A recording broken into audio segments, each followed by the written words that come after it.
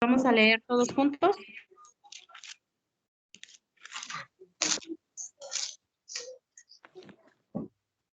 Amén. Amén, Amén. hermana. Amén, hermana. Ok, todos juntos iniciamos.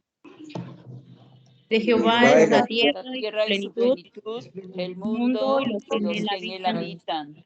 porque él la Él fundó sobre los mares, la afirmó fijó sobre los ríos. ¿Quién ¿Quién subirá al monte de al monte Jehová? de Jehová? ¿Y quién estará ¿Quién en estará en su su lugar lugar Santo? santo? el limpio de manos y puro de corazón? Puro de corazón. Él no ha elevado su alma a Su vana alma ni jurado con engaño. y jurado con engaño. Él Él recibirá recibirá bendición de Jehová y sin justicia justicia del Dios de de salvación. salvación. Tal es la Tal es generación de los que le buscan, los que buscan tu rostro, oh Dios de Dios de Jacob. Jacob. Alzad Alzad puertas vuestras cabezas, y alzad alzad vosotros puertas eternas, y entrará el Rey de gloria. ¿Quién es ¿Quién es Rey este de Rey de gloria? gloria? Jehová Jehová el fuerte y valiente, Jehová el Jehová el poderoso poderoso en batalla. Alzad Alzad puertas vuestras cabezas, y y alzad alzad vosotros puertas eternas, eternas, y entrará el Rey de gloria. Rey de gloria. ¿Quién es este Rey de gloria? Rey de gloria? Jehová de Jehová los de los ejércitos ejércitos es el Rey. Rey de la gloria. Amén. Amén. Amén. Vamos a cerrar nuestros ojos y vamos a orar. Padre, te damos gracias por este día y por cada una de tus bendiciones derramadas sobre nuestras vidas, Señor. Padre, te pedimos que en este día, Señor, podamos glorificarte y gozarnos de tu palabra, Señor, que podamos entender lo que tú tienes preparado para cada una de nuestras vidas, Señor, y que tú seas también con todos aquellos, Padre, que no se congregan, Padre, que no tienen el anhelo de buscarte, Señor, que tú puedas despertar en ellos el deseo de buscarte, Señor. Señor, en esta hora te damos gracias y te pedimos que te quedes con nosotros y que tú bendigas cada himno, cada lectura, Señor, que entonamos para ti, Señor, en tu nombre, Padre. A ti sea la honra, la gloria por los siglos de los siglos. Amén. Amén. Bueno, vamos a abrir los himnarios y vamos a entonar el himno 408.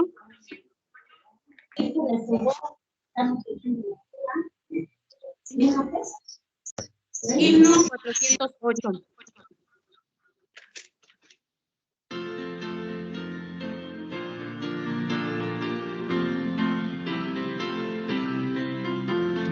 Todos juntos reunidos alabamos al Señor, a los santos escogidos les concedes este honor, adorarte y alabarte sea nuestra ocupación, que podamos proclamarte, Dios de nuestra salvación. Eres tú, Señor benigno, tú perdonas con amor, de alabanzas eres digno, infinito bienhechor, siempre seas alabado por tu inmensa caridad. Por millones celebrado seas en la eternidad.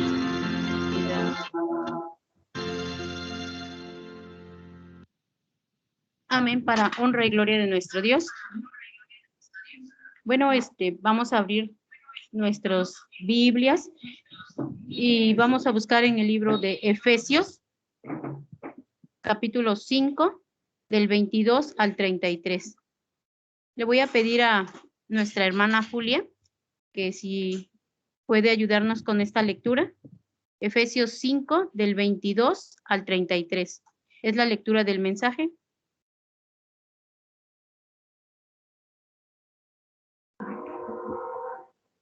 Amén.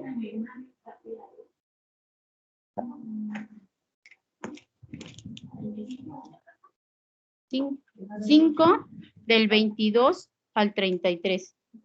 Efesios 5 del 22 al 33. Amén.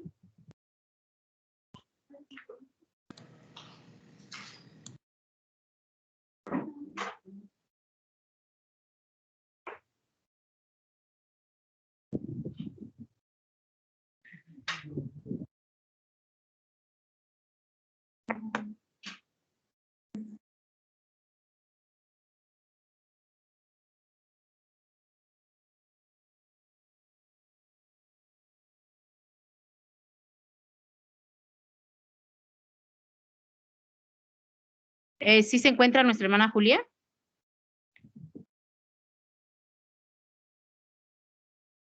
Perdón, hermana, tenía cerrado el micrófono y ya estaba leyendo. Perdón, Ay, hermana. perdón. No se preocupe, al contrario. Entonces estamos Efesios 5 del 22 al 32, ¿verdad? Sí, exacto. Bueno, Amén. dice la palabra del Señor. Las casadas estén sujetas a sus propios maridos como al Señor, porque el marido es cabeza de la mujer, así como Cristo es cabeza de la iglesia, la cual es su cuerpo y él es su Salvador. Así que, como la iglesia está sujeta a Cristo, así también las casadas lo estén a sus maridos en todo. Maridos, amad a vuestras mujeres, así como Cristo amó a la iglesia y se entregó a sí mismo por ella, para santificarla, habiéndola purificado en el lavamiento del agua por la palabra, a fin de presentársela a sí mismo, una iglesia gloriosa que no tuviera mancha, ni arruga, ni cosa semejante, sino que fuese santa y sin mancha. Así también los maridos deben amar a sus mujeres como a sus mismos cuerpos. El que ama a su mujer, a sí mismo se ama, porque nadie aborreció jamás a su propia carne, sino que la sustenta y la cuida, como también Cristo a la iglesia, porque somos miembros de su cuerpo, de su carne y de sus huesos. Por esto dejará el hombre a su padre y a su madre y se unirá a su mujer y los dos serán una sola carne. Grande es este misterio, mas yo digo esto con respecto de Cristo y de la iglesia. Amén. Es 33 también, hermano. Perdón. Por lo demás, cada uno de vosotros ame también a su mujer como a sí mismo, y la mujer respete a su marido. Amén. Amén. Bueno, vamos a buscar nuevamente nuestros himnarios y vamos a prepararnos para el mensaje, el estudio de este día. Vamos a entonar el himno 413.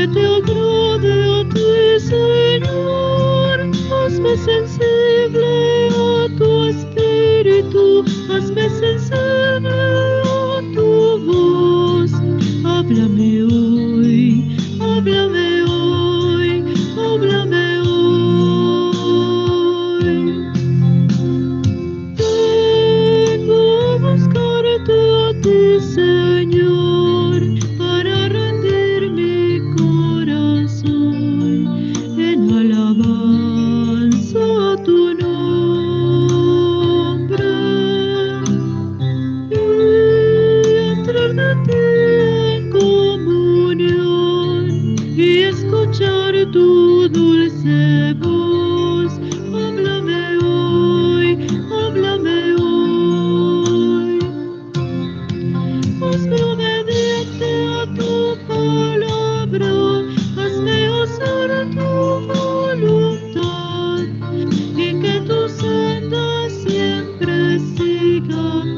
que te agrade a ti, Señor. Hazme sensible a tu espíritu, hazme sensible a tu voz. Háblame hoy, háblame hoy, háblame hoy.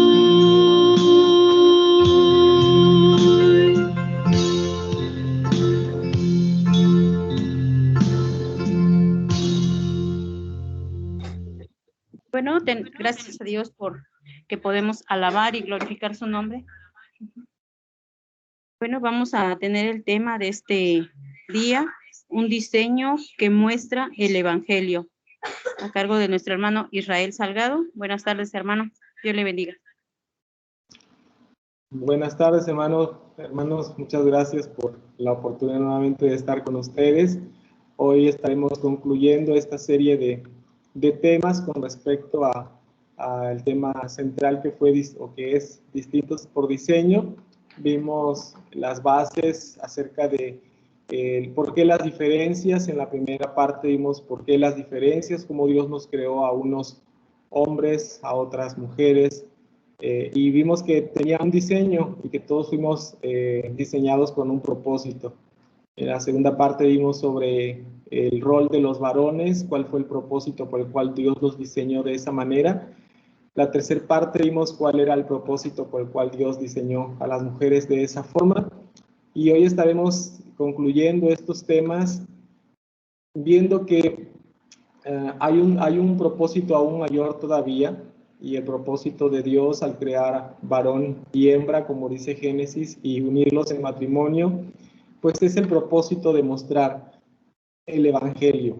Y vamos a dar inicio con esta última conferencia. Vamos a buscar a Dios en oración para pedir de Él su dirección. Oremos, hermanos. Amado Dios, gracias te damos porque nos permites nuevamente, Señor, detener nuestras actividades del día de hoy, Señor, un día dedicado a ti, a la alabanza de tu nombre, Señor. Y Padre, en esta hora de la tarde queremos rogarte que nuestra mente esté lúcida, estemos atentos, Señor, a lo que tu palabra ha de decirnos, Señor. Como hemos cantado, háblanos, Señor, y haznos obediente a tu voz, Padre Celestial. Gracias por la bendición y el privilegio que me das, Señor, de compartir estas verdades, Señor, con mis hermanos, mis hermanas, Señor. Gracias por ese gran privilegio que me das, Señor. Ayúdame también, Padre, a mí a ser obediente también a lo que vamos a presentar el día de hoy, Señor. Sé con toda tu iglesia, Señor, que estas verdades puedan ser predicadas y compartidas en toda tu iglesia, Señor, para que nosotros podamos, Señor, reflejar ese diseño, ese modelo del Evangelio, Señor, que es tu propósito en el matrimonio, Señor. Oramos dándote gracias en el nombre de Jesús. Amén. Bien, hermanos, voy a compartirles la pantalla para ver algunas imágenes en las que estaremos apoyando la presentación. Ok, me comentan, hermanos, si se logra ver la diapositiva. Sí se ve, hermano. Ok, muchas gracias. Bien, pues les decía yo, hoy el tema es un diseño que muestra el Evangelio. Ahí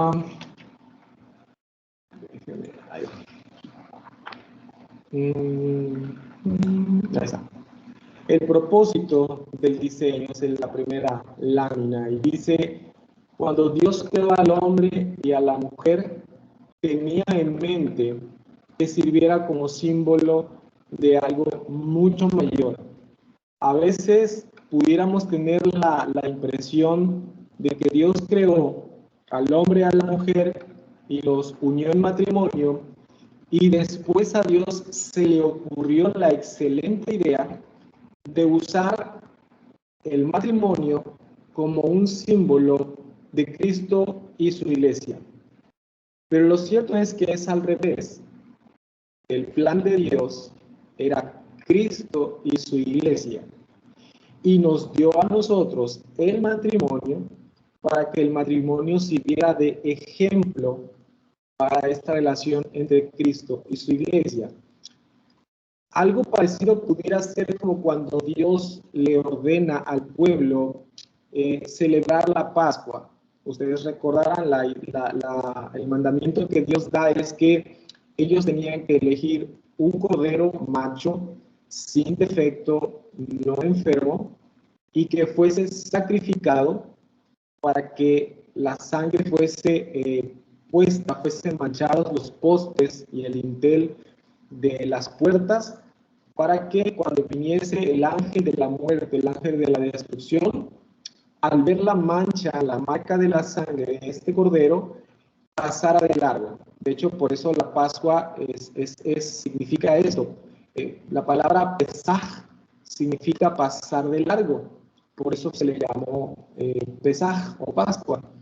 Más adelante, cuando Jesucristo llega al Jordán y Juan el Bautista lo ve, Juan el Bautista dice: este es el Cordero de Dios que quita los pecados del mundo.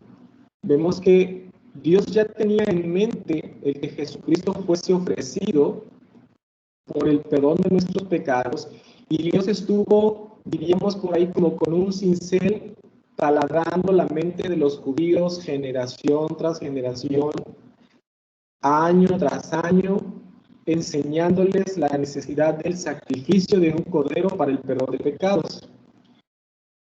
Pero sabemos que todo eso era una sombra de lo que había de venir. La sombra era este animalito que moría, lo real era Cristo. De la misma manera, el matrimonio es la sombra de la relación entre Cristo y su iglesia. ¿Y por qué decimos esto, hermanos? Porque la Biblia misma dice que cuando estemos allá en ese nuevo reino, en ese siglo venidero, como lo dice Jesucristo, dice: en ese siglo venidero, los hombres y las mujeres ya no se casarán. ¿Por qué? Porque cuando ya tenemos lo real, ya no necesitamos la sombra. Cuando Cristo vino y murió como el Cordero de Dios que quita los pecados del mundo, ¿qué pasaron con todos estos sacrificios de animalitos? Fueron cancelados. Ya no es necesario. El velo se partió en dos, dando libre acceso. Más adelante, en el año 70, el templo es destruido. ¿Por qué? Porque Dios ya no quería más sacrificios de corderos. ¿Por qué? Porque lo real ya había llegado. El matrimonio es una sombra de la relación entre Cristo y su iglesia. Cuando Cristo venga y se consumen estas bodas del Cordero, el matrimonio ya no va a ser necesario. ¿Por qué? Porque el matrimonio es una sombra, y ahora la verdadera, lo real, que es la relación de Cristo con su iglesia, ya ha llegado. Entonces ya no va a ser necesario. Por eso, repito, Jesucristo dijo que en el siglo venidero los hombres y las mujeres ya no se van a dar en casamiento. Por eso Pablo dice en Efesios 5:32, grandes, hablando del hombre y la mujer, el esposo y la esposa, y dice: grande es este misterio, pero yo digo esto respecto de Cristo y de la iglesia. Así que Dios da el matrimonio como una sombra de lo que ha de venir más adelante. La relación de Cristo con su iglesia fue primero y el matrimonio fue después. Y esto es importante, hermanos, que nosotros lo entendamos, los que estamos casados lo entendamos, y los que van a estar casados también es muy importante que lo entiendan. Nuestros hijos, la siguiente generación de creyentes, es muy importante que lo entiendan también, porque aunque es verdad que la vida matrimonial en Cristo es muy bonita, con sus altas y sus bajas, como dice ese canto, ¿verdad? Con sus defectos y cualidades, aunque es muy bonita, no se trata principalmente de nosotros, se trata principalmente de Cristo y de su iglesia y de este mensaje que nosotros estamos dando con respecto a Cristo y su iglesia. Por eso el varón tiene que ejercer bien esa función, ese liderazgo, porque el varón está representando a Cristo, no solamente para su mujer, sino también para el mundo. Y la mujer tiene que desempeñar bien su rol de ayudadora, porque ella está representando o reflejando el rol de la iglesia de Cristo, no solamente a su esposo, sino también a todo el mundo. De manera que cuando un matrimonio que está en Cristo y es observado por sus familiares, por sus vecinos, por sus compañeros, por sus amistades, ellos puedan ver a este matrimonio y digan, oigan, qué bonita relación tienen ustedes dos. Y que el marido y la mujer digan, bueno, es que nosotros solamente estamos reflejando la relación que Cristo tiene con su iglesia. Ese es el propósito del matrimonio. Yo les decía, es algo que se tiene que compartir con los jóvenes de nuestras iglesias, porque esto, sabiendo esto, entonces nos da una pauta para saber cómo debe de ser el noviazgo.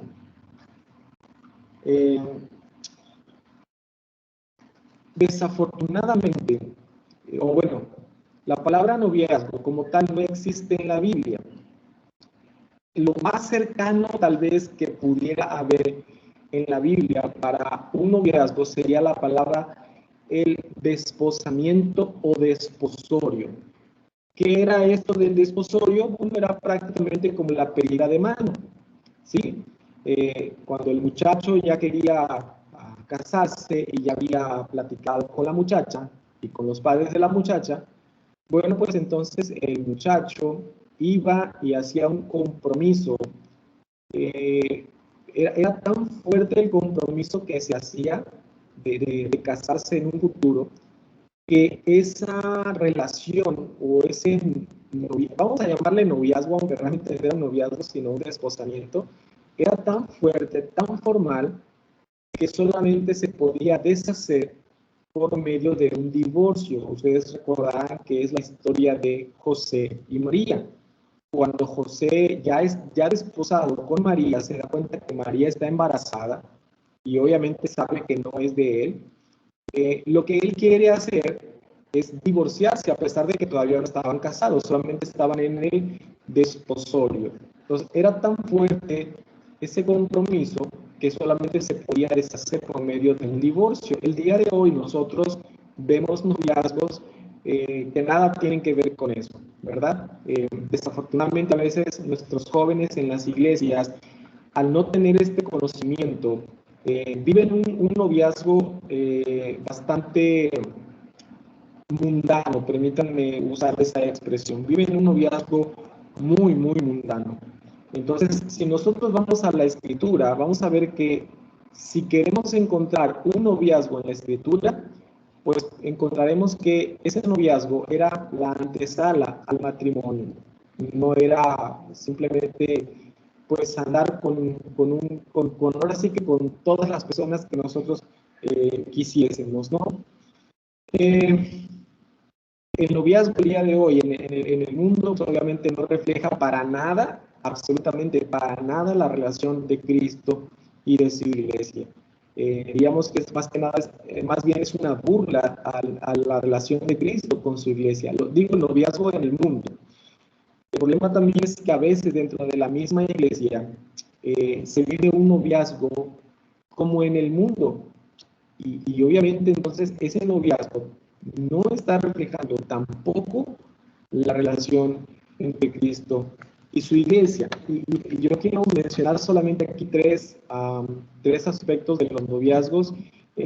Ojalá, no sé si hay jóvenes ahí, muchachitos que estuvieran ahí, quisiera pues dirigirme a ellos, pero también dirigirme a ustedes, hermanos, que son padres de adolescentes o nietos de adolescentes, que pudieran también compartir esta información con los muchachos de la iglesia también, insisto, porque yo les comento, hermanos, esto que yo estoy compartiendo con ustedes, yo no lo conocí de joven. Desafortunadamente, no lo conocí de joven. Hubiese deseado yo haberlo conocido de joven, pero bueno, qué mejor que compartir esto que nosotros conocemos pues con los jóvenes de nuestra iglesia, para que ellos sepan también cómo deben de actuar, cómo deben de comportarse.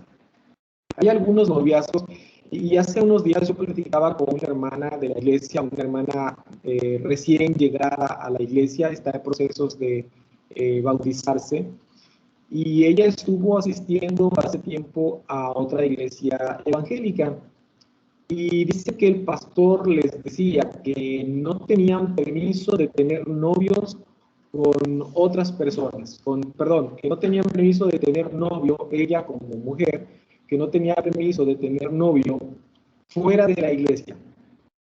Dice, dentro de la iglesia sí, pero fuera de la iglesia no. Y ella me cuenta ahora, dice, y hermano, eso se volvía una locura, dice, porque todos andaban con todos. Que fulanito ya anda con María, pero ya terminó con María, ahora anda con Raquel. Sí, pero ya terminó con Raquel y ahora anda con Juanita. Y dice que todos andaban con todos. Y dice que eso fue algo que a ella no le gustó. Entonces, dice 2 Corintios 11:2, Pablo hablándole a la iglesia, y dice, porque os celo con celo de Dios, pues os he desposado con un solo esposo. Y quiero que noten, hermanos, la palabra que está usando Pablo ahí. Dice, os he desposado con un solo esposo. Recordemos que todavía no se ha llegado el tiempo de las bodas, estamos en este proceso de el desposorio, y Pablo está diciendo, pues os he desposado con un solo esposo para presentaros como una virgen pura a Cristo. Es decir, Cristo solo tiene una novia. La iglesia solamente tiene un novio. Si nosotros desde el noviazgo vamos a reflejar la relación entre Cristo y su iglesia, entonces obviamente no es correcto que un jovencito corteje a una muchacha sin la intención de casarse, ¿sí? Y que tal vez de algún tiempo, de algunos meses que ya salieron, y por alguna situación que ya no le gustó a él o no le gustó a ella, terminan su relación de noviazgo, y que dice ahora el jovencito, bueno, pues como no nos entendimos, o como no me entendí con fulanita, pues ahora voy pero porque eso sí, a veces quieren sonar muy espirituales, ¿no? No, pero ahora estoy orando por menganita, para que sea la voluntad de Dios. Bueno, la voluntad de Dios es que él no tenga muchas novias, y la voluntad de Dios es que tampoco ella tenga muchos novios. La voluntad de Dios es que cada uno aprenda a esperar hasta que llegue la persona que realmente va a casarse con ella o con él. Porque como hemos visto, el noviazgo es solamente la antesala del matrimonio. Por lo tanto, cuando un muchachito vaya a pedirle a una muchacha que sea su novia, realmente lo que tendría que pedirle es que sea su esposa, no su novia, sino su esposa. Dice esa frase final, iniciar un noviazgo sin intención de casarse es pecado. Suena muy fuerte esta expresión, pero es verdad, porque si yo voy a iniciar un noviazgo como varón con una mujer, con una jovencita, pero mi intención no es la de casarme, la pregunta sería, ¿cuál es entonces mi intención? Probablemente nada más es abrazar, tocar, besar, cosas que no son para un noviazgo. Esas cosas que tienen todo este enfoque de cercanía y de intimidad están solamente destinadas para el matrimonio. Así que si yo como varón estoy iniciando un noviazgo o quiero iniciar un noviazgo con una jovencita, pero no es mi intención casarme, entonces mi intención, ¿qué es? Mi intención es satisfacer mi carne, mi pecado. Y obviamente esto no es agradable a Dios. Entonces, es importante, hermanos, que consideremos este símbolo del matrimonio con toda la seriedad que la Biblia le da. Y hay que hacerlo, obviamente, desde el noviazgo. No es de que, bueno, novias puedo tener un montón. pero ya cuando yo me case, entonces ya voy a sentar cabeza y ya voy a dejar de hacer eso. No, eso se ve desde el noviazgo, se tiene que practicar desde el noviazgo. Otro problema muy común también en nuestras iglesias son los noviazgos mixtos, que obviamente van a repercutir o van a terminar también en un matrimonio mixto. La Biblia también es clara. La Biblia dice en 2 Corintios 6:14, no se unan con los incrédulos en yugo desigual, pues ¿qué tienen en común la justicia con la injusticia? ¿O qué relación puede haber entre la luz y las tinieblas? ¿Y qué concordia tiene Cristo con Belial? ¿O qué tiene en común el creyente con el incrédulo? Este es un lenguaje muy fuerte también, hermanos y hermanas, porque estamos hablando de unir nuestra vida como creyentes a una persona que no es creyente. Y yo sé que a veces nos dejamos llevar mucho por el romanticismo, ¿no? Y a lo mejor vemos a la muchachita que nos gusta y decimos, híjole, pero es que es bien linda, es que es bien tierna, o viceversa, ¿no? Las muchachas pueden decir, ah, es que es bien romántico, es bien galán, es bien atento. No pondría yo en duda eso, pero la pregunta sería, ¿cómo puedes tú, siendo creyente, unir tu vida a una persona que no es creyente? ¿Cómo puedes tú, siendo luz, unir tu vida a una persona que vive en tinieblas? Y el pasaje siguiente es todavía más fuerte. Pues, ¿cómo puedes tú ser de Cristo y unir tu vida a una persona que pertenece a Satanás? Y yo sé que este es un lenguaje muy fuerte, pero eso es lo que nos dice la Biblia. Entonces, nosotros tenemos que tener muy en cuenta, incluso desde este momento del noviazgo, a quién le estoy diciendo que sí, ¿sí? ¿Con quién estoy accediendo a tener una relación de noviazgo? ¿Es realmente una persona creyente? ¿O es abiertamente anticristiana, ¿no?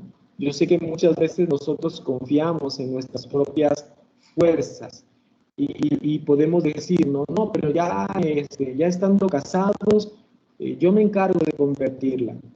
Yo voy a orar por ella y yo voy a compartirle la Biblia y yo me voy a encargar de que se haga cristiana. Ese es un grave error porque nosotros no tenemos la capacidad de convertir a nadie. Esa capacidad es del Espíritu Santo. Él es el que convierte a los incrédulos en creyentes. Puede ser, hermanos, a veces por la gracia de Dios, que una persona creyente se casa con un incrédulo y eventualmente, con el paso del tiempo, esa persona se convierte al Evangelio. Es verdad, han habido casos así. Conozco algunos casos así. Pero es la excepción. O sea, Dios no nos dice, cásense con incrédulos para que en el paso del tiempo ellos se conviertan al Evangelio. Esa no es la orden, esa no es la instrucción que el Señor nos dejó. Lo que el Señor nos dejó es que no se unan en yugo desigual. Dios en su misericordia, en su gracia, hace que algunos creyentes que se casaron con los incrédulos, estos incrédulos se han convertido, se han alcanzados por el Señor. Sí, es verdad, pero eso no sucede todas las veces. Y así como conozco matrimonios en donde después de que conozco una hermana, no recuerdo si fueron 25 o 30 años de estar orando por su esposo, porque ella, siendo creyente, decidió casarse con una persona que no era creyente, y después de muchos problemas en su matrimonio por causa del carácter del esposo, por causa del alcoholismo del esposo y tantas otras cosas, después, no recuerdo si 25 o 30 años, por la gracia de Dios, el Señor lo alcanza. Y bendito Dios, porque ahora pues es un creyente, y es un creyente muy dedicado al Señor. Y eso es bueno, hermanos. Pero también conozco casos de personas creyentes que se casan con no creyentes y viven una vida muy triste porque nunca se convierte su esposo o su esposa al evangelio. Y lo lamentan mucho porque ellos quisieran caminar juntos por la misma senda, pero no se puede.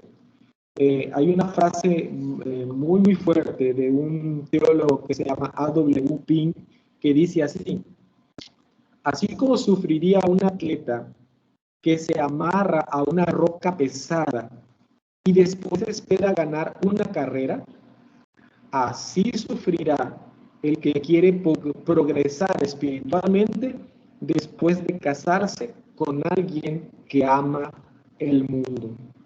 Es algo muy fuerte, hermanos. Entonces nosotros tenemos que sopesar esto y ver que si yo me caso o si yo me uno con una persona no creyente, no estoy realmente reflejando la relación de Cristo con su iglesia.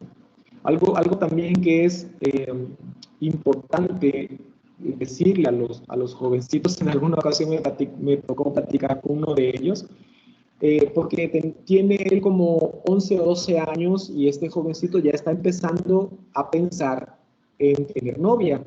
Este jovencito no es creyente, es padre de una persona que está llegando a la iglesia. Y entonces yo le decía a él, le digo, mira, ¿qué dice la Biblia con respecto a unir su vida con otra persona, un hombre con una mujer? Dice Génesis, por lo tanto, dejará el hombre a su padre y a su madre. Entonces, ¿qué nos dice ese texto? Bueno, cuando la persona ya sea independiente, porque de eso se trata, cuando dice, por tanto, dejará el hombre a su padre y a su madre, es porque ya es independiente. Y es independiente económicamente y también, o sea, está hablando de que hay madurez. Entonces, son dos cosas.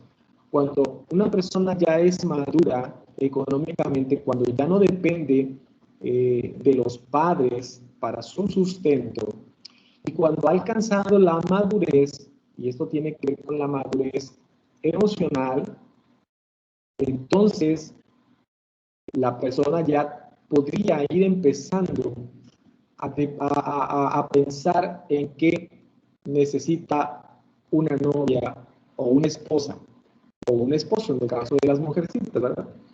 Y cuando yo le comentaba esto a este muchachito, pues puso su carita de decepción, ¿no? Porque pues independiente económico no es, sigue dependiendo de sus papás. Y tampoco no tiene una madurez, es un niño, tiene 12 años, ¿no? Entonces es una buena manera de poder enseñar a nuestros hijos cuando pueden empezar nuestros hijos a pensar en el matrimonio. Bueno, cuando ellos ya sean independientes económicamente, el varón básicamente, pero también cuando sean maduros emocionalmente, cuando hayan alcanzado ellos una madurez y obviamente siendo cristianos, pues cuando tengan también una madurez espiritual. Esto es algo que también se debe de considerar, no solamente porque yo tengo el deseo de casarme, porque ya tengo yo las ganas de casarme, sí, pero si no hay estos dos requisitos, entonces todavía no es el tiempo suficiente para unirse en matrimonio con alguien, o ir pensando en un noviazgo, ¿no?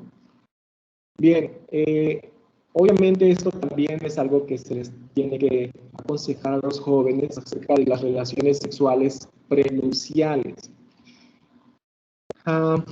Hermanos, les comento, en alguna ocasión me invitaron a dar un tema a una iglesia, un tema sobre el noviazgo. Y ya con este conocimiento que el Señor me ha permitido, yo comentaba esto con los jóvenes. A mí me llamó mucho la atención porque cuando un anciano de esa iglesia se me acercó y abordamos este tema del noviazgo, el anciano me dijo, oye Israel, pero es que entonces, si los jóvenes no tienen novios, ¿cómo van a conocer a su esposa o a su esposo? Yo me sorprendí porque no lo esperaba de un anciano de la iglesia. Pero, y yo le decía, hermano, no necesitan los jóvenes tener novias o novios, en el caso de las muchachitas, para saber con quién se van a casar. No, pero es que ¿cómo se van a conocer? Me decía él, ¿cómo se van a conocer? Y yo le decía, siendo amigos, sin tener ningún tipo de trato de noviazgo, se pueden conocer. Entonces, los jóvenes y las jovencitas pueden invitar a otros, por ejemplo, un jovencito puede invitar a una jovencita a tomarse un helado, un refresco, sí lo puede hacer, sin tomarse de la mano, sin abrazarse. Obviamente, tampoco están incluidas las relaciones sexuales, porque eso tampoco es correcto, porque no son esposos, son solamente amigos, o en el otro caso son novios, tampoco las relaciones sexuales no están reguladas para el noviazgo, sino solamente para el matrimonio. Entonces, a mí me sorprendía, ¿no? que la idea o el concepto es cómo nos vamos a conocer si no nos hacemos novios. No necesitamos hacernos novios para podernos conocer. Y les comento esto porque también hay personas que a veces logran o quieren justificar las relaciones sexuales diciendo, ¿cómo vamos a saber si somos compatibles sexualmente si no tenemos relaciones antes de? O sea, la idea de estas personas es que, bueno, antes de casarnos tenemos que tener relaciones sexuales.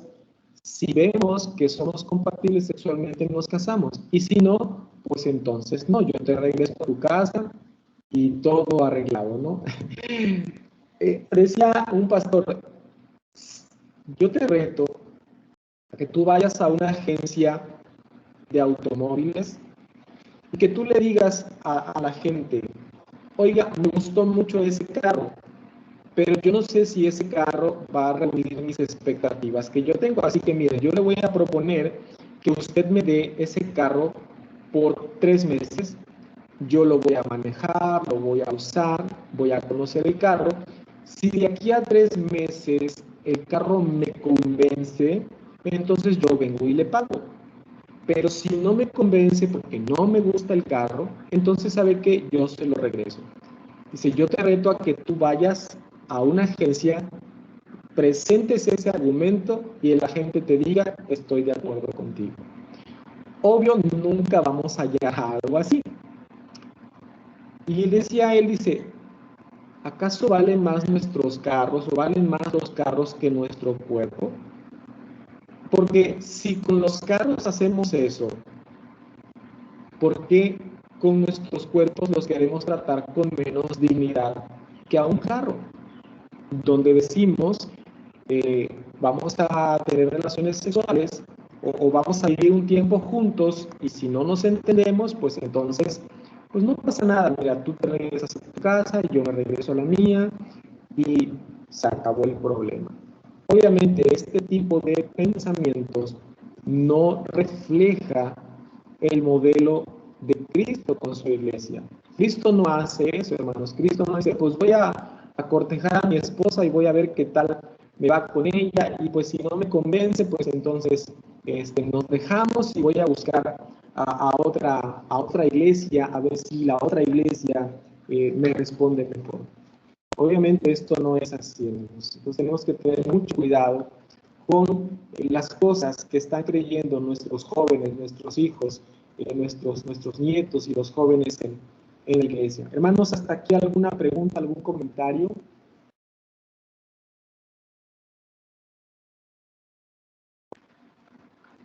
Ok, tomaré ese silencio como un no. Bien, pasamos al siguiente punto, hermanos.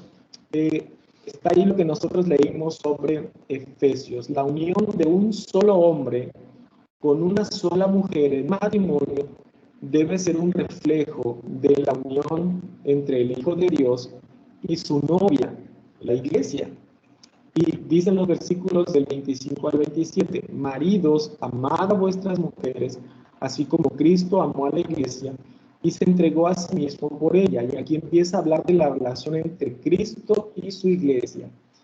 Dice el 26, para santificarla, habiéndola purificado en el lavamiento del agua por la palabra, a fin de presentársela a sí mismo una iglesia gloriosa, que no tuviese mancha, ni arruga, ni cosa semejante, sino que fuese santa y sin mancha. ¿Cuál es el propósito inmediato por el cual Cristo muere por su iglesia, por el cual Cristo ama y muere por su iglesia? ¿Cuál es el propósito inmediato? El propósito inmediato, dice, es para limpiarla y santificarla. Ese es el propósito. Miren, Cristo, como dice el segundo párrafo, Cristo escogió una novia sucia, llena de pecado y nada atractiva. Cuando nosotros, los varones, buscamos a una mujer para nuestra esposa, pues buscamos una persona que nos guste, ¿verdad? Que nos parezca atractiva, casi como dice ahí, una reina de belleza, porque queremos obviamente una mujer que nos agrade, una mujer que sea agradable a nuestros ojos. Pero hermanos, cuando Cristo escogió novia, no tenía muchas opciones. Cristo escoge una novia que está sucia, que está llena de pecado y que no es para nada atractiva. Pero ¿qué es lo que está haciendo Cristo, hermanos, con la iglesia? ¿Qué es lo que está haciendo Cristo con ustedes, conmigo, que somos parte de su iglesia? Dice que Cristo amó a su iglesia y se entregó por ella para santificarla, habiéndola purificado en el lavamiento del agua por la palabra. Cristo, en su propósito inmediato, está limpiando y santificando a su iglesia. El amor de Cristo es tan grande como para dejarnos en nuestra suciedad y en nuestra fealdad. Si ustedes recuerdan la parábola del hijo pródigo, cuando el hijo, después de haber despilfarrado sus bienes, regresa arrepentido, recordemos que él había estado alimentando cerdos. Y yo no sé ustedes, hermanos, a mí en mi juventud me tocó criar cerdos. Mis papás tenían criadero de cerdos. Y en muchas ocasiones ahí me tocaba llevarles el alimento o limpiar el lugar donde estaban. Y han de haber sido tal vez como 30 minutos, 40 minutos los que yo pasaba allí. Y cuando yo salía de ese lugar, mi ropa estaba oliendo a los cerdos. La Biblia dice que este joven estuvo alimentando cerdos por un buen tiempo. Y después regresa arrepentido a casa de su padre. Y el padre, lejos de rechazarlo, dice que le cayó al cuello y lo abrazó. Obviamente este muchacho debió haber venido apestoso, sucio, andrajoso. Pero el padre así lo recibió y lo abrazó y lo besó. Pero después dice que se lo lleva, y dice que le da órdenes a sus siervos. ¿Para qué? Para que se lo lleven, le cambien la ropa y le pongan anillo en su dedo. Vemos, hermanos, que cuando Cristo nos toma, que cuando Cristo nos recibe así como estamos, sucios, llenos de pecado, con todo un pasado vergonzoso. Pero habiéndonos recibido, ahora el Señor se niega a dejarnos tal como llegamos. El propósito del Señor es limpiarnos y santificarnos. Él tiene a una novia sucia, sí, a una novia que está llena de pecado y nada atractivo. Sí, es cierto. Pero Cristo se está encargando de que eso cambie, de que la situación de su iglesia, la fealdad, la suciedad y la pecaminosidad de su iglesia cambie, la está lavando, la está santificando. Y para eso Cristo murió por su iglesia, para lavarla, para santificarla. ¿Cómo lleva a cabo Cristo este lavamiento? ¿Cómo lleva a cabo esta santificación? El mismo texto nos lo dice. Para santificarla, habiéndola purificado en el lavamiento del agua por la palabra. ¿Qué es lo que usa Cristo para limpiar? ¿Qué es lo que usa Cristo para santificar? Algo que es mucho mejor que el cloro que nosotros a veces usamos para limpiar y para blanquear estas cosas. Y eso es la palabra de Dios. Cristo utiliza la palabra de Dios para limpiar nuestra mente, limpiar nuestro corazón. Cada vez que nosotros escuchamos la palabra de Dios, ya sea que leamos la Biblia, ya sea que la escuchemos en predicación, lo que Cristo está haciendo es limpiar a su iglesia, limpiar nuestra mente. Nuestra mente está muy contaminada. Pablo en Romanos nos dice que nosotros tenemos que renovarnos. ¿Se acuerdan ese pasaje de Romanos 12, donde se nos dice, déjenme leerlo, dice: no os conforméis a este siglo, es decir, no tomen la forma, no copien las ideas de este siglo, sino transformaos por medio de la renovación de vuestro entendimiento, para que comprobéis cuál sea la voluntad de Dios, agradable y perfecta. Cristo quiere que nosotros nos limpiemos de los pensamientos, de las ideas y de las corrientes de este mundo. ¿Y cómo lo va a hacer? Llevándonos a la palabra. Por eso nosotros tenemos que cuidar mucho nuestro tiempo de lectura de la Biblia, nuestra meditación, incluso también la memorización de textos bíblicos que nos ayuden a luchar con las tentaciones. Que tengamos nosotros siempre un texto bíblico. Si nosotros, por ejemplo, tendemos a ser muy dados a enojarnos, a irritarnos fácilmente, recordar el texto que dice que la ira del hombre no obra la justicia de Dios. Cuando yo dejo que la ira me gobierne, ¿qué es lo que voy a terminar haciendo? Lo que es contrario a la palabra de Dios, lo que no es justo delante de Dios. Entonces yo, si tengo problemas con la ira, yo tengo que memorizar ese texto bíblico. Incluso también, si es posible, tener ese texto bíblico impreso, no sé, en la sala, a ponerlo tal vez en el refrigerador o en el cuarto, para que constantemente la palabra de Dios me esté diciendo esto y me esté limpiando. Hay una historia muy bonita, que tal vez algunos la conocerán, de una persona, un abuelito con su nieto, el niño le decía: abuelito, yo ya no quiero ir a la iglesia porque no aprendo nada, porque no se me queda nada. Y a veces nos identificamos con ese pensamiento, ¿verdad? Ya no quiero ir a la iglesia, abuelito, porque no puedo memorizar nada, no puedo recordar nada y no estoy aprendiendo nada. Entonces el abuelito le dijo: mira, hijo, ayúdame, toma esa canasta, ve al río y tráemela llena de agua. Era una canasta que el abuelo usaba para transportar el carbón. Por lo tanto, esa canasta estaba negra por el carbón. Pero era una canasta con muchos agujeros, al fin canasta, ¿verdad?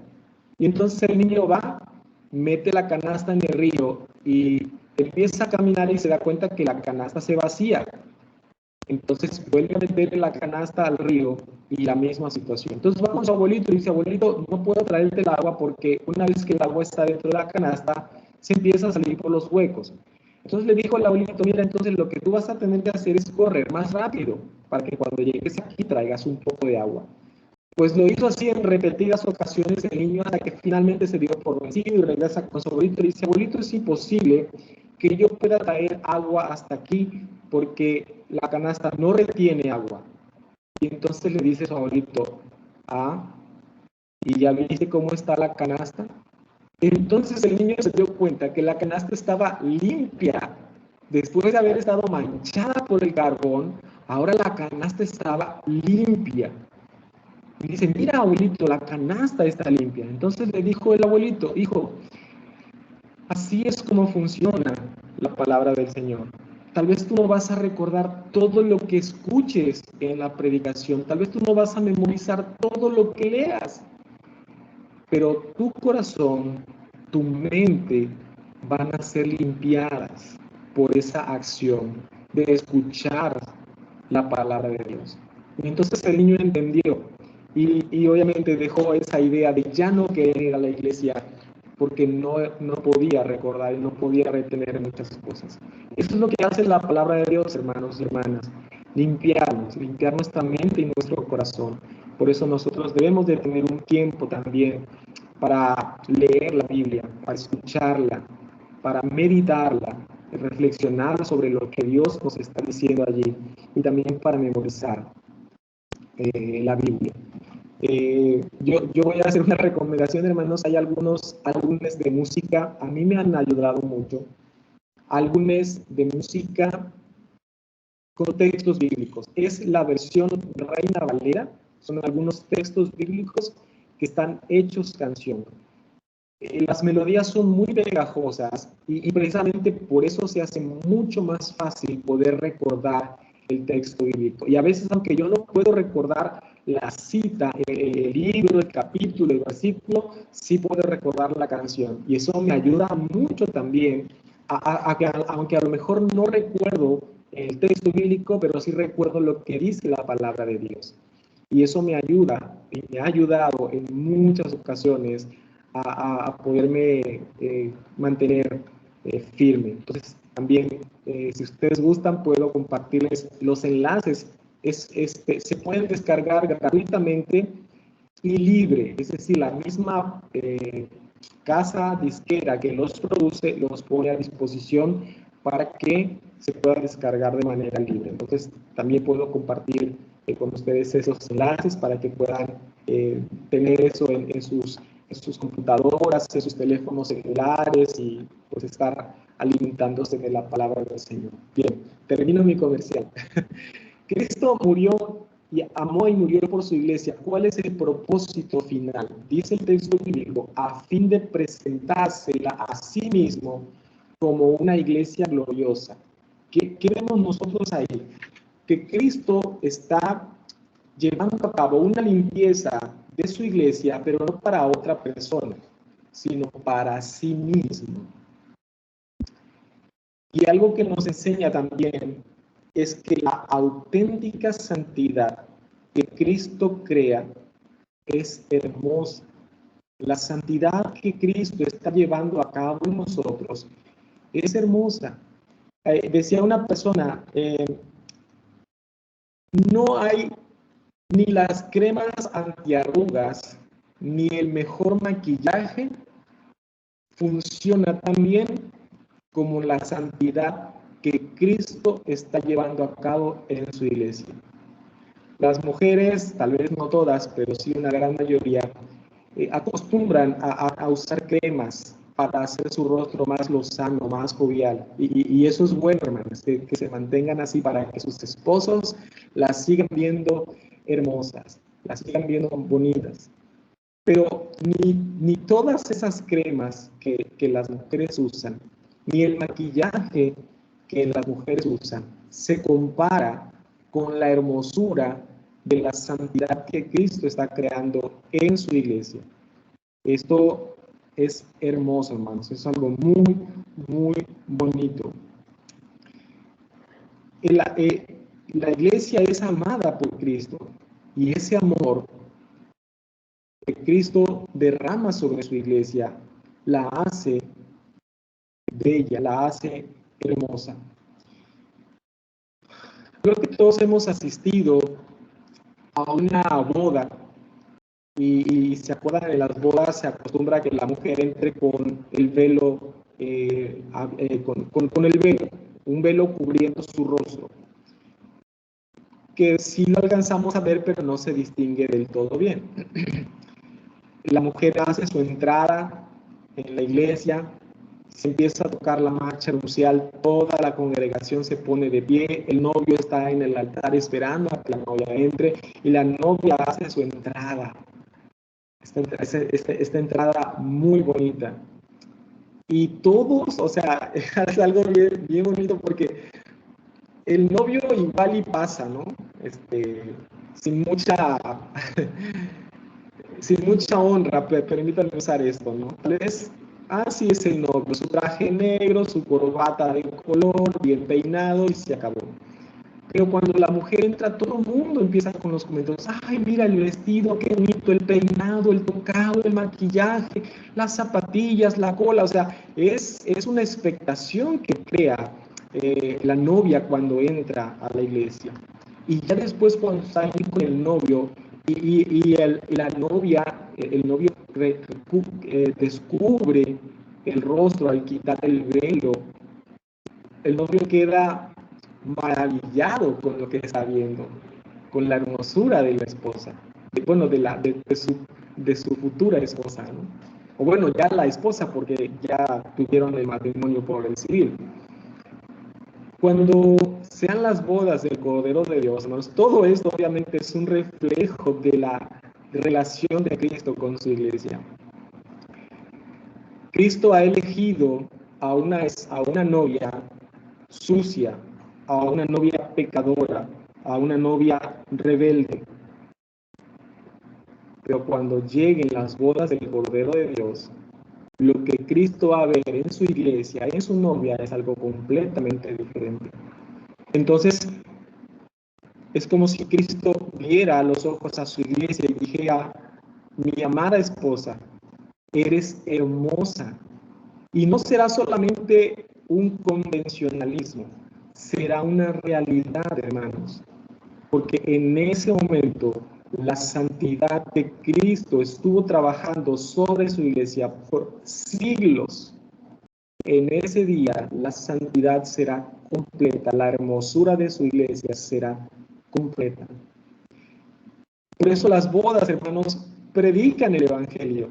Las bodas hablan de ese evangelio, el matrimonio habla de ese evangelio. Por eso el tema de hoy es que este diseño de Dios, de hombre y mujer en matrimonio, es un diseño que muestra el evangelio. Porque cuando nosotros vemos esas bodas y ese matrimonio, nos está recordando lo que Cristo hizo por nosotros.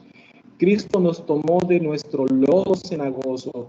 Cristo nos tomó de la lepra del pecado que nosotros teníamos. Ha estado trabajando en nosotros por mucho tiempo en nuestra santidad y en nuestra limpieza. Y Filipenses 1:6 dice que el que empezó en nosotros la buena obra, la completará o será fiel en completarla hasta el día de Jesucristo. Eso es lo que Cristo está haciendo con su iglesia para este momento, para presentársela a sí mismo como una iglesia gloriosa, que no tenga ni arruga, ni mancha, ni ninguna otra cosa semejante. Hermanos, es algo que nosotros tenemos que conocer. Como matrimonios, yo sé que tal vez nosotros no hemos sido muy fieles en reflejar el evangelio con nuestros matrimonios. Y lo digo empezando por mí.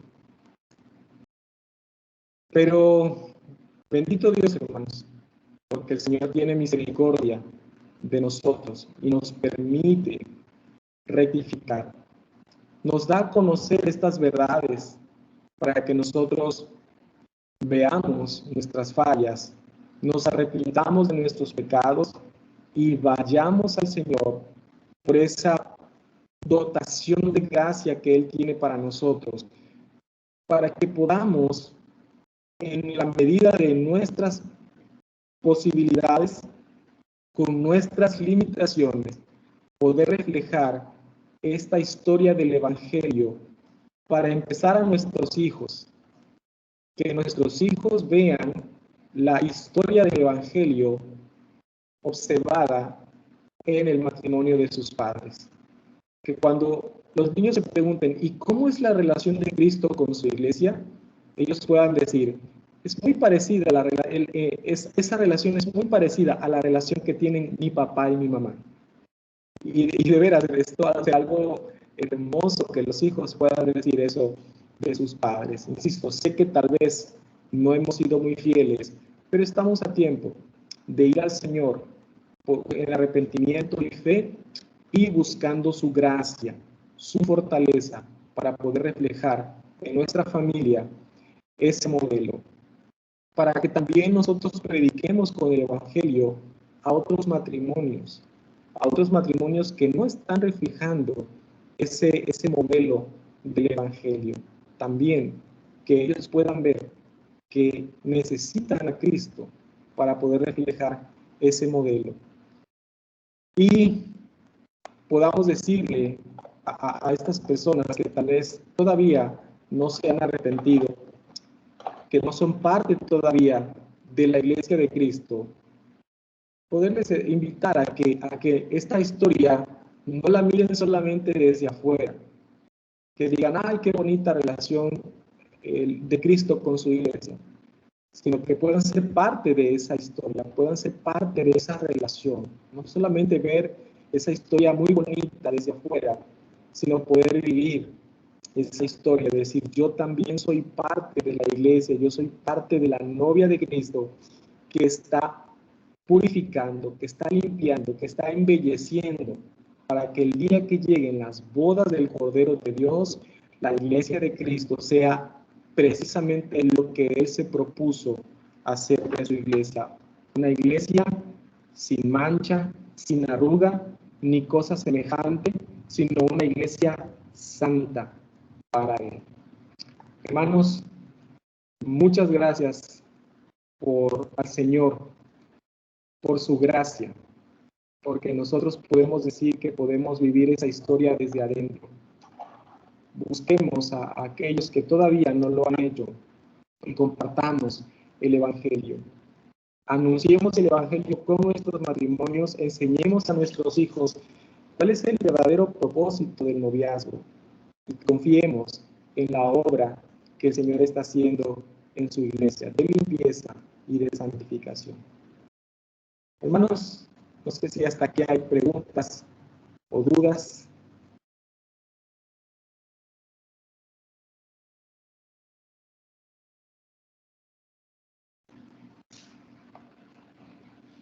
Bueno, si no los hay, les invito, hermanos, a que oremos. Demos gracias a Dios por su palabra.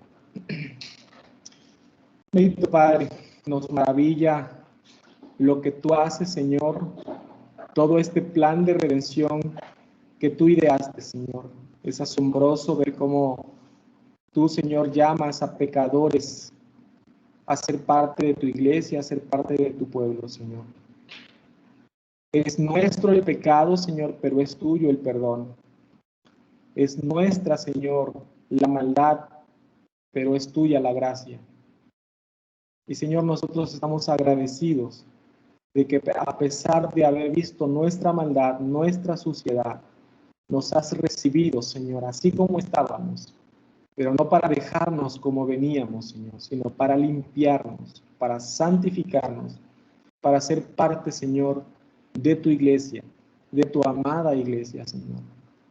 Gracias, Señor, por ese don, por ese favor inmerecido, Señor, que has tenido con nosotros. Gracias por mis hermanos y mis hermanas de Betel, Señor. Gracias por el privilegio enorme que me das de compartir tu palabra con ellos, Señor. Rogamos, Padre, que tú sigas limpiando, que tú sigas santificando tu iglesia en todo el mundo, Señor. Tu iglesia en todas partes del mundo, Padre. Sé con aquellos hermanos nuestros que están en lugares difíciles para el Evangelio, como Afganistán, Corea del Norte, China, Señor, incluso nuestro propio país, en algunos estados de México, Señor, donde algunos de nuestros hermanos están padeciendo persecución. Sabemos, Padre, que también es parte de tu limpieza, es parte de tu santificación. Pero, Señor, a los que estamos en paz, a los que no tenemos ese tipo de pruebas, Señor, sabemos que hay otros medios que tú estás usando también para nuestra santificación y para nuestra limpieza, Señor. Gracias, Padre, porque tú has prometido llevar a cabo hasta el final la obra que tú has iniciado en nosotros, Señor. Danos de tu gracia, ayúdanos, Señor, a poder predicar el Evangelio a través de nuestros matrimonios, Señor, con los que estamos casados.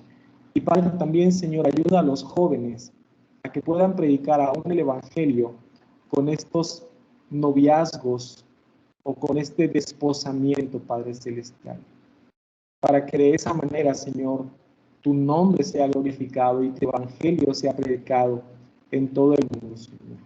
Oramos, Señor, y te damos muchas gracias en el nombre de nuestro Señor y Salvador Jesucristo. Amén.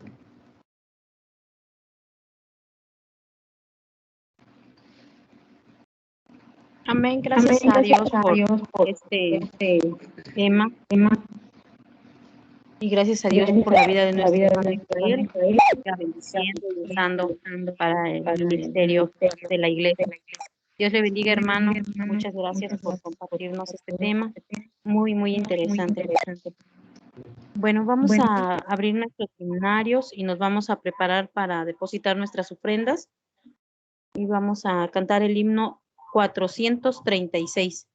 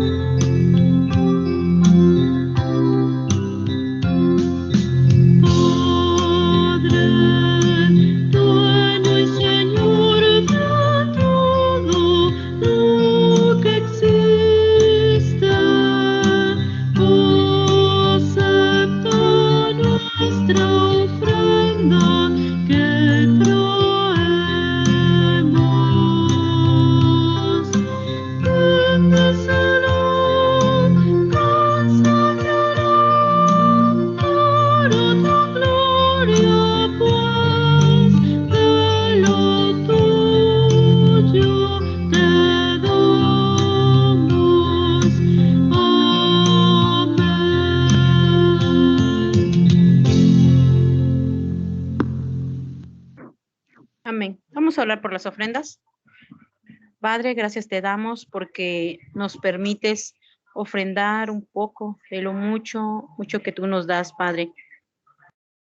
Te pedimos, Padre, que tú sigas bendiciendo las fuentes de trabajo, que dé sabiduría a la hermana que administra estas ofrendas, que tú bendigas a las familias que hoy están representadas, Señor, en este día. De igual manera, cuides y guardes a nuestros hermanos en la fe, donde quiera que se encuentren, Señor. Gracias, Padre, por tu amor y tu misericordia, y porque tu sustento ha estado con nosotros todos los días de nuestra vida.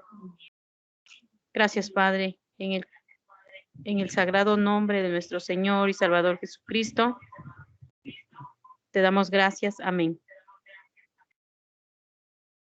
Voy a pedir a nuestro hermano René que si puede tener a cargo su oración para despedirnos. Amén, hermano. Amén. Vamos a orar.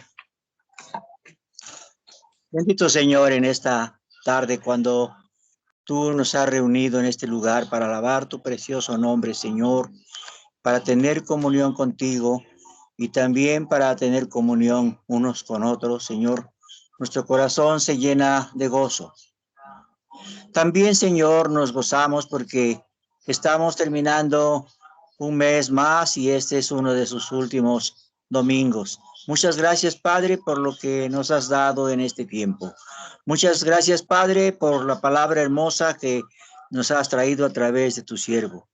Te pedimos por ella, Señor, que haga impacto en las vidas nuestras y que podamos también, Señor, impactar con esta palabra tuya, Señor, a nuestros hijos, a nuestros jóvenes, a nuestros conocidos, Padre.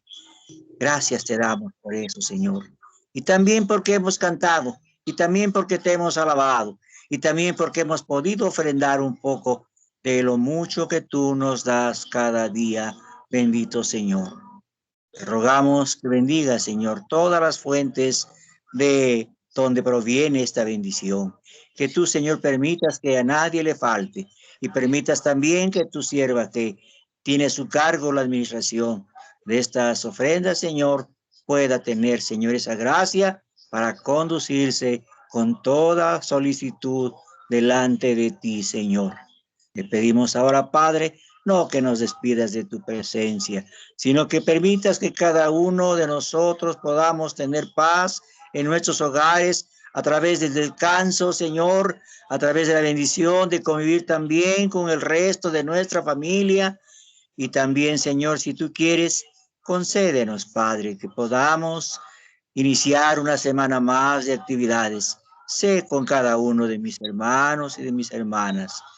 Bendícenos, Señor, al finalizar este día. Muchas gracias en el nombre de Jesús, tu amado Hijo. Amén. Amén. Amén. Bueno, pues estamos despedidos y pues si tienen avisos, hermanos, es el momento. Pues solo recordar que mañana